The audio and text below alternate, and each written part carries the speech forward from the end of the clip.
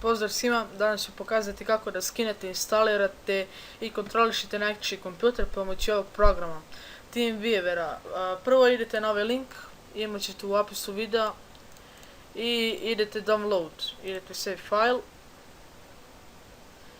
pauzirat ću ovdje i kada ga skinete uđite u njega, u program, run.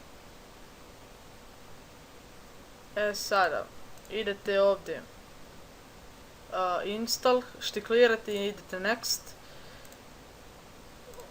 Ovo prvo, next, morate ovdje da acceptujete, idete next, no, idete finish.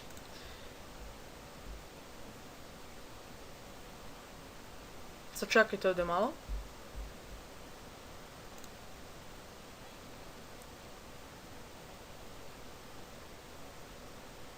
Pauzirat ću ovdje. I evo ga. Kada ga instalirate, on ima normalno se uključiti. I sad ovdje piše vama vaš ID i password.